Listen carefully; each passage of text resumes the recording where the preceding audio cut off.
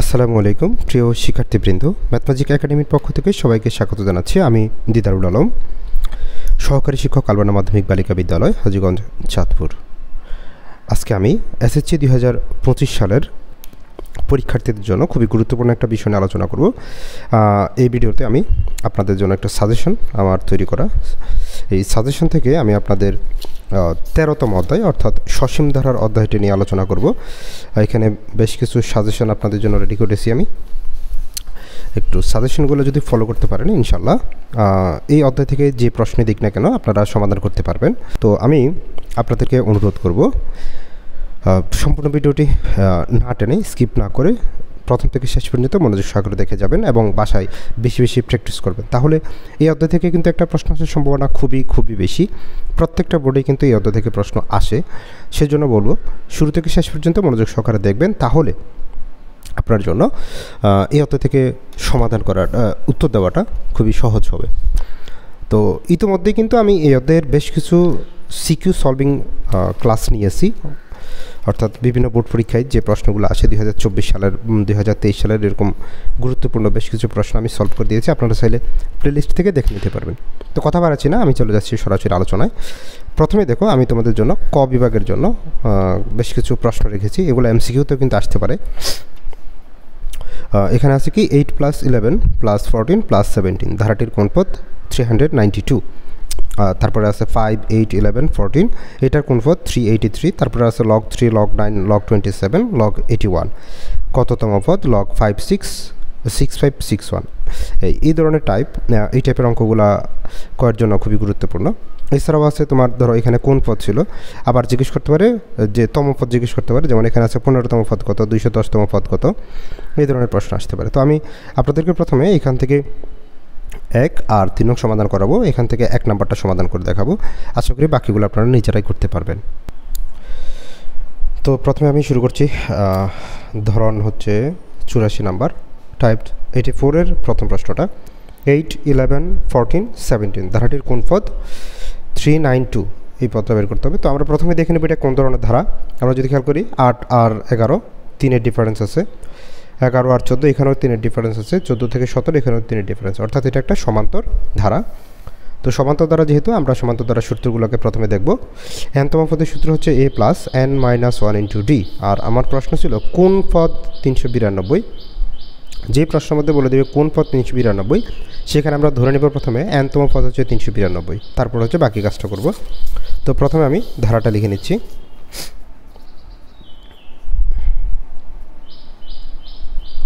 প্রদত্ত ধারা 8 + 11 + 14 + 17 + আমরা লিখব যে প্রদত্ত ধারাটি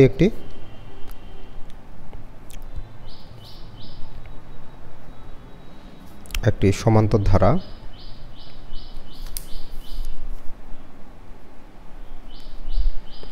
প্রদত্ত ধারাটি একটি সমান্তর ধারা। এখানে a ইকুয়াল হচ্ছে কত 8, a মানে তো প্রথম পদ, এটা হচ্ছে 8, আর d হচ্ছে কি 11 - 8 দ্বিতীয় পদ মাইনাস হচ্ছে প্রথম পদ। তো 11 থেকে 8 গেলে হচ্ছে কি কত 3। তো এখন আমাদের প্রশ্নটাতে ছিল কোন পদ 392, সেজন্য আমরা ধরে নিব যে ধরি nতম পদ ইকুয়াল হচ্ছে 392, বা এবার nতম পদের এখানে আমরা nতম পদের সূত্রটা বসিয়ে দিব। nতম পদের সূত্র হচ্ছে কি a + n - 1 × d। তাহলে এটা আমরা বসিয়ে দেব a + n - 1 × d ইকুয়াল হচ্ছে 392। ওকে, এখন a এর মান কত? a এর মান হচ্ছে কি আমাদের 8 + n - 1 × d, d এর মান হচ্ছে আমাদের 3 ইকুয়াল 392। এখন 8কে পাঠিয়ে দিব, আর হচ্ছে এগুলো গুণ করে দিব আমরা। তো 3 সাথে যদি গুণ করার দরকার নেই, আমরা 8 পাঠিয়ে দিচ্ছি প্রথমে, n - 1 × 3 ইকুয়াল 8-এর সাথে প্লাস চিহ্ন, এদিকে গিয়ে কী হবে মাইনাস চিহ্ন, তাহলে মাইনাস করে দিব। আচ্ছা, n - 1 × 3 ইকুয়াল এটা থেকে যদি আমরা বিয়োগ করে দেখেন 392 মাইনাস হচ্ছে গিয়ে 8 ইকুয়াল 384। এখন আবার কি করব, এই 3টাকে সরিয়ে ফেলবো প্রথমে। তাহলে n - 1 ইকুয়াল টু এটার সাথে 3 যেহেতু গুণ ছিল, ওই পাশে গিয়ে ভাগ হয়ে যাবে, তাহলে 384 / 3 সংখ্যাটাকে যখন 3 দিয়ে ভাগ করব হয়ে যাবে 128। তাহলে আমরা পাচ্ছি n - 1 ইকুয়াল 128। এবার এই -1 আছে, এটাকে ডান পাশে পাঠিয়ে দিলে আমাদের কাজ শেষ। n ইকুয়াল 128 - 1 হয়ে যাবে +1, তাহলে হচ্ছে কত 129। তাহলে আমরা n এর মান পেয়ে গেলাম 129, অর্থাৎ এই ধারাটির 129তম পদটা হচ্ছে গিয়ে কত 392। আশা করি আপনার সমাধানটা বুঝেছেন। এইভাবে কিন্তু প্রত্যেকটা অঙ্ক করতে হবে। এবার আমরা পরেরটা আমি 3 নাম্বারটা করে দেখাচ্ছি, লগের একটা অঙ্ক। এই 2 নাম্বারটা কিন্তু একই নিয়ম আপনারা করবেন। 3 নাম্বার প্রথমে লিখে নিচ্ছি, প্রদত্ত ধারা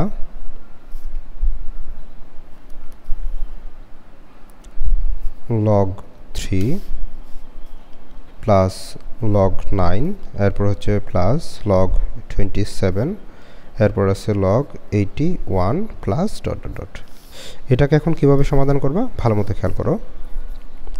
এখানে log 3টাকে আমরা log 3 প্রথমে লিখে দিচ্ছি। এখানে 9 যদি আমরা খেয়াল করি, 9কে আমরা চাইলে 3 স্কোয়ার লিখতে পারি। এখানে আমরা 27কে লিখতে পারি হচ্ছে গিয়ে 3 কিউব প্লাস 81, এটা হচ্ছে 3 টু দি পাওয়ার 4। তোমরা চাইলে দেখতে পারো 3 এর পাওয়ার যখন আমরা 4 দেব, এটার মান হয়ে যাবে হচ্ছে 81 প্লাস ... এখন লগের অঙ্কে আমরা চতুর্থ অধ্যায় কিন্তু করে এসেছি। লগের অঙ্কের মধ্যে উপরে যখন পাওয়ার থাকবে সেটাকে আমরা সামনে নিয়ে আসতে পারি। তো সেই হিসাবে এটাকে আমরা কি করব, log 3 এই 2টাকে সামনে নিয়ে আসবো, তাহলে 2 log 3। এখান থেকে 3কে সামনে নিয়ে আসি, তাহলে 3 log 3। এখান থেকে 4কে সামনে নিয়ে আসি, তাহলে 4 log 3। এভাবে আমরা একটা ধারা পাচ্ছি। তাহলে মূলত ধারাটা ছিল এই অংশটা। তো এখানে আমরা দেখতে পাচ্ছি এটা সামনে মনে মনে 1 আছে, তাহলে একটা log 3, দুইটা log 3, তিনটা, চারটা এভাবে আছে। তার মানে এটা একটা কি ধারা, সমান্তর ধারা লিখতে পারি, যা একটি সমান্তর ধারা। এখানে প্রথম পদ এ মানে হচ্ছে কত আমাদের log 3, তারপরে ডি মানে হচ্ছে কি দ্বিতীয় পদ থেকে প্রথম পদ বিয়োগ। দ্বিতীয় পদ হচ্ছে কি আমাদের 2 log 3 মাইনাস প্রথম পদ হচ্ছে কি শুধু log 3। 2 নাম্বারটা থেকে 1 নাম্বারটা আমরা বিয়োগ করে দিব। এখন দেখেন দুইটা log 3 থেকে একটা বাদ দিলে আরও একটা থাকে, তার মানে লিখতে পারি শুধুমাত্র log 3। ওকে, এই পর্যন্ত আসলাম। এখন আমরা আবার একটু প্রশ্নটা দেখি। বলছে ধারাটির কততম পদ log 6561। তাহলে কততম পদ যদি জিজ্ঞেস করে, সেখানে আমরা বলছিলাম কি প্রথমে ধরে নিব nতম পদ। ধরি nতম পদ হচ্ছে গিয়ে log, সংখ্যাটা ছিল 6561, হ্যাঁ 6561। ওকে, এখন nতম পদের সূত্র বসিয়ে দিব, a plus n minus 1 into D equal to হচ্ছে গিয়ে log 6561, বা এর মান হচ্ছে কত আমাদের log 3 plus n minus 1 into D. D এর মানও কত log 3 ইকুয়াল টু এখানে থাকে log 6561। আশা করি এ পর্যন্ত বুঝছেন। এরপরের কাজটা আমরা কী করি দেখেন। তারপরে আমরা যেটা করবো এখান থেকে দেখেন, আমরা চাইলে দুইটা কাজ করতে পারি। এক হচ্ছে গিয়ে log 3টা এখান থেকে কমন নেওয়া যায়, আরেকটা হচ্ছে আমি log 3টাকে ডান পাশে নিয়ে যাব, এটাও করতে পারি। ঠিক আছে, আমি log 3টাকে ডান পাশে নিয়ে যাই, তাহলে থাকে n মাইনাস 1 ইন্টু log 3, মানে এই অংশটা থাকে, এটাকে আমি ডান পাশে নিয়ে যাব। তাহলে ডান পাশে আমাদের ছিল log 6561 মাইনাস log 3।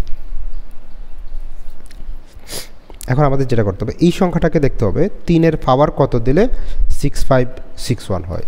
3-এর পাওয়ার কত দিলে 6561 হয়। একটু বড় সংখ্যা দিই, যেহেতু সংখ্যাটা একটু বড়। 3-এর উপরে ধরো আমি 15 দিলাম, অনেক বড় সংখ্যা, তাহলে আর একটু কমাই দিই। 3-এর উপরে ধরো 8 দিলাম, এই যে হয়ে গেছে 6561। 3-এর উপরে কত দিলে 8 দিলে 6561 হয়ে যায়। ওকে, তাহলে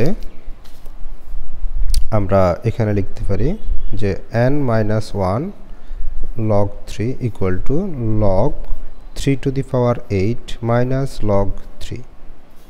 এখন এই 8টাকে সামনে নিয়ে আসবো, তাহলে n minus 1 into log 3 equal to 8 সামনে নিয়ে আসলে আমাদের থাকবে হচ্ছে log 3 মাইনাস এখানেও log 3। তাহলে 8টা log 3 থেকে একটা কী করতে হবে, বিয়োগ করতে হবে। তাহলে n minus one into log three থাকলো, 8টা থেকে একটা গেলে থাকবে 7টা, তার মানে 7 লগ থ্রি। এবার এই লগ থ্রিটাকে ডান পাশে পাঠিয়ে দিব, তাহলে থাকে n minus one equal, n minus ওয়ানের সাথে এটা গুণ ছিল, এদিকে গিয়ে ভাগ হয়ে যাবে, তাহলে ভাগ হলে 7 লগ থ্রি থাকবে উপরে, এই লগ থ্রিটা চলে আসবে নিচে। তো দেখো লগ থ্রির সাথে লগ থ্রি কেটে যায়, থাকে শুধু 7, তাহলে n minus one equal two 7 বা n ইকুয়াল টু 7 প্লাস 1, সুতরাং n ইকুয়াল টু হচ্ছে গিয়ে 8। তাহলে আমরা n এর মান পাচ্ছি 8, অর্থাৎ ধারাটির 8 নাম্বার পদ হচ্ছে গিয়ে লগ 6561। আশা করি আপনারা সমাধানটা বুঝছেন। এবার আমরা চলে যাব পরবর্তী প্রশ্নে। এখন আমি সমাধান করব টাইপ 85 থেকে একটা প্রশ্ন সমাধান করে দেখাবো। এখানে বলা আছে 7, 13, 19 ধারাটির 15তম পদ নির্ণয় করো। 15তম পদ, একই রকম প্রশ্ন, প্রদত্ত ধারা 7 plus 13 plus 19 plus dot dot dot, তাহলে এটাও একটা কী দ্বারা সমান্তর দ্বারা আমরা দেখতে পাচ্ছি। 13 থেকে 7 গেলে হচ্ছে গিয়ে কত, 6, আর 13 আর 6 হচ্ছে গিয়ে কত, 19, অর্থাৎ ডিফারেন্স 6 করে আছে, তাহলে এটা একটা সমান্তর। তাহলে এ ইকুয়ালটা হচ্ছে গিয়ে 7, ডি এর মানটা বের করবো, 13 মাইনাস 7 ইকুয়াল টু কত, 6। ওকে, এখন আমাদের প্রশ্ন ছিল 15তম পদ নির্ণয় করো। এই ধরনের প্রশ্ন আমরা কি লিখবো, আমরা জানি সূত্রটা লিখব, আমরা জানি n-তম পদ equal to a plus n minus 1 into D. তাহলে সুতরাং 15তম পদ ইকুয়াল টু a মানে হচ্ছে গিয়ে 7, n এর মান হচ্ছে কি, দেখো n এর জায়গায় 15 বসেছি, তো এখানে 15 দিব, 15 মাইনাস 1, ডি এর মান হচ্ছে 6। তাহলে 7 প্লাস 15 থেকে 1 গেলে 14 গুণ 6। এখন আপনারা যদি 7 আর 14 আগে যোগ করে দেন তাহলে কিন্তু অঙ্কটা কাটা যাবে। আগে গুণের কাজ করতে হবে, এর সাথে 7 যোগ করতে হবে, এই বিষয়গুলো সাবধানের সাথে করতে হবে আমাদের। 14 গুণ হচ্ছে গিয়ে 6 ইকুয়াল পাচ্ছে 84, এর সাথে যোগ করব 7, তার মানে হচ্ছে 91। তাহলে এটার 15তম পদ হচ্ছে কত, 91। ওকে, এখন আমি চলে যাচ্ছি হচ্ছে গিয়ে আরেকটা গুরুত্বপূর্ণ প্রশ্ন। এটা কিন্তু খুবই গুরুত্বপূর্ণ। এই যে দুইটা প্রশ্ন এখানে দেখতে পাচ্ছ তোমরা, এটা কিন্তু সৃজনশীলের মধ্যে প্রায় সময় পরীক্ষায় আসে। বলছি কি, কোনো সমান্তর ধারার পি-তম পদ হচ্ছে পি স্কোয়ার, কিউ-তম পদ কিউ স্কোয়ার, তাহলে ধারাটির পি প্লাস কিউ-তম পদ নির্ণয় করো। তো প্রথমে আমরা যে কাজটা করব 3 নং এর জন্য, যেহেতু একটা সমান্তর দ্বারা প্রথম পদ এবং সাধারণ অনুপদ অন্তর এগুলোকে আমরা ধরে নিব। ধরি প্রথম পদ ইকুয়াল টু হচ্ছে এ আর সাধারণ অন্তর এটাকে আমরা ধরে নিলাম হচ্ছে ডি। তো এখানে আছে আমার পি-তম পদ। আমরা জানি এখানে n-তম পদের সূত্রটা লিখব। আমরা জানি n-তম পদ equal to a plus n minus 1 into D. তাহলে সুতরাং পি-তম পদ কী হবে, a প্লাস n এর জায়গায় হবে পি মাইনাস 1 ইন্টু ডি।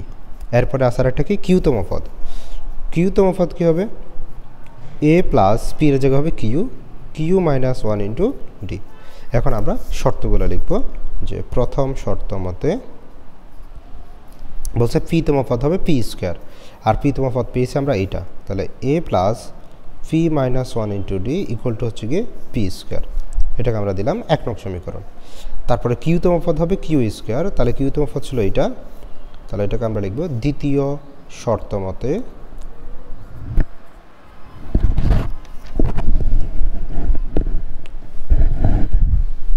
তো দ্বিতীয় শর্ত বলছে কিউ-তম পদ, তাহলে a plus Q minus 1 into D equal to হচ্ছে গিয়ে কিউ স্কোয়ার। এটাকে আমরা দিব 2 নং সমীকরণ।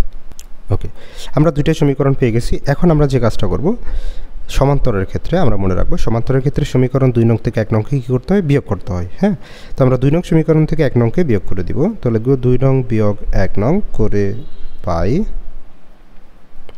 2 নং সমীকরণটাকে আমরা প্রথমে লিখব, 2 নংয়ের উপরের অংশটা a plus Q minus 1 into D equal to হচ্ছে গিয়ে Q square, a plus P minus 1 into D equal to হচ্ছে পি স্কোয়ার।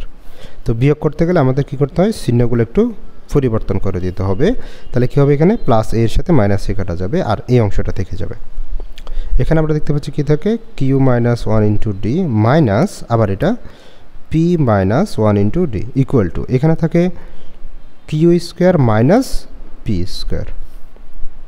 তো একটা বিষয় খেয়াল করো, এখানেও ডি আছে, এখানেও কি আছে ডি, আমরা ডিটাকে কমন নিয়ে নিলাম, তাহলে থাকতেছে Q minus one minus P, minus minus হয়ে যাবে plus one equal to Q square minus P square, বা ডি ইন্টু, আমরা যদি একটু খেয়াল করি এখানে মাইনাস ওয়ান এখানে প্লাস ওয়ান, তাহলে এই দুইটা কাটা যাবে, থাকে Q minus P equal to Q square minus P square.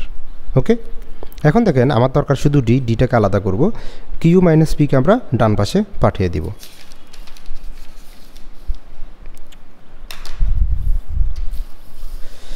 তাহলে এটাকে যদি আমরা এখন ডান পাশে পাঠিয়ে দিই তাহলে কি পাই দেখেন, বা ডি ইন্টু ডি এর সাথে যেহেতু এই পুরোটা গুণ আছে ওইদিকে গেলে ভাগ হয়ে যাবে,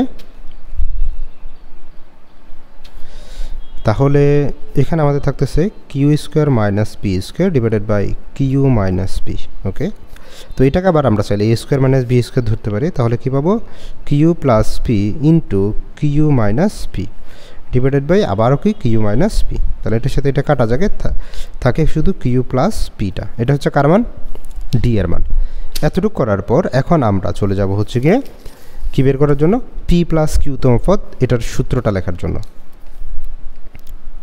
এখন পি প্লাস কিউতম পদ, এটা কি হবে, আমাদের যে সূত্রটা ছিল এনতম পদের, সেখানে এই যে এনের জায়গায় এই এনতম পদের ক্ষেত্রে এন হয়, তাহলে পি প্লাস কিউ এর ক্ষেত্রে আমাদের এই এনের জায়গাটাতে পি প্লাস কিউ বসায় দেব শুধু, তাহলে কী হবে এ প্লাস পি প্লাস কিউ, এটা হচ্ছে এনের মান, মাইনাস ওয়ান ইন্টু ডি বসায় দিলাম।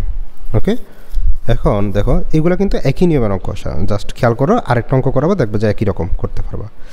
এ প্লাস এই অংশটাকে আমরা কি করব, আগে যে দুইটা সমীকরণ তৈরি করছি দেখো, A plus P minus one into D, আরেকটা বের করছিলাম A plus Q minus one into D, এই দুইটার যে কোনো একটার মতো করে তৈরি করার চেষ্টা করব।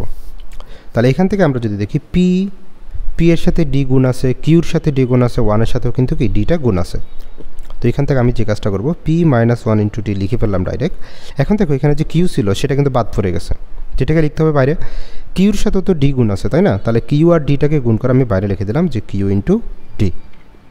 এই জিনিসটা আরেকবার একটু বলি, খেয়াল করো, এখানে আমি কি করব, পি মাইনাস ওয়ান, পি এবং ওয়ানের সাথে ডিটাকে রেখে দিলাম, এটা কিন্তু তুমি রাফ করলে দেখো যে পি এর সাথে ডি গুণ করলে পি ডি হবে, কিউর সাথে ডি গুণ করলে কিউ ডি হবে, ওয়ানের সাথে ডি গুণ করলে মাইনাস ডি হবে।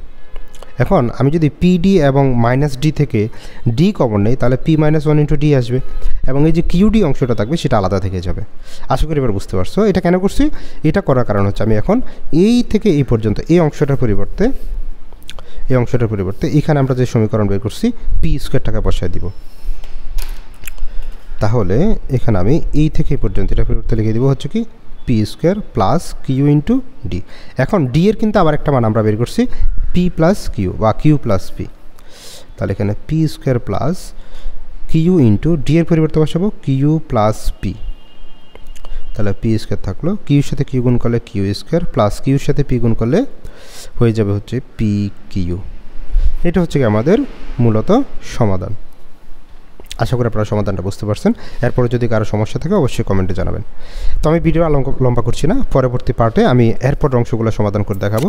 যদি ক্লাসটি ভালো লাগে অবশ্যই চ্যানেলটি সাবস্ক্রাইব করো এবং কমেন্টে তোমার বিদ্যালয়ের নামটি বলে যাও।